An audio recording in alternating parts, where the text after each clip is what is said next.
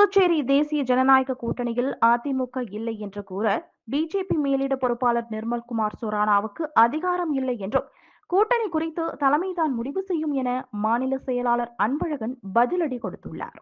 இன்று செய்தியாளர்களை சந்தித்த அதிமுக செயலாளர் அன்பழகன், கூட்டணி குறித்து முடிவெடுக்கும் அதிகாரம் மேலிட பொறுப்பாளர்களுக்கு இல்லை எனவும், தேசிய ஜனநாயக கூட்டணி தமிழகத்தில் அதிமுக தலைமையில் உள்ளதால் அந்த கூட்டணி புதுச்சேரியிலும் தொடரும் எனவும், கூட்டணி குறித்து கட்சியின் பொதுச் செயலாளர் எடப்பாடி பழனிசாமி முடிவு செய்வார் என்று குறிப்பிட்டார்.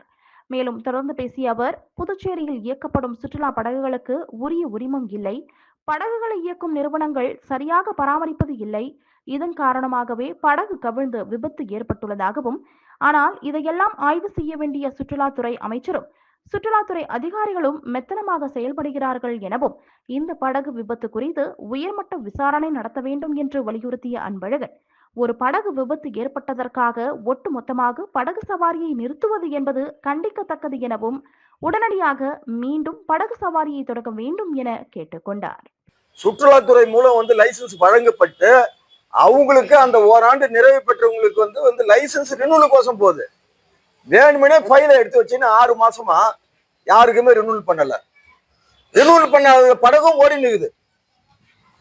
அதை பார்த்து நிறைய பேர் லைசன்ஸே வாங்காதவங்க, வம்பகரப்பாளையம், இங்க இருக்கக்கூடிய வீராம்பட்டினம், இங்க இருக்கிறவங்கள 50க்கும் மேற்பட்டவர்கள் லைசன்ஸை வாங்காமலேயே, டிரைவர் கூட லைசன்ஸ் கிடையாது, அவங்களுக்கு டிரைவர் லைசன்ஸ் கிடையாது, அந்த படகு தரமான படகா என்னன்னு கூட கிடையாது, எந்த விதமான ஆய்வுக்கும் உட்படாமலேயே வேண்டுமென்று அவங்களும் படகு சவாரிக்கு போறாங்க.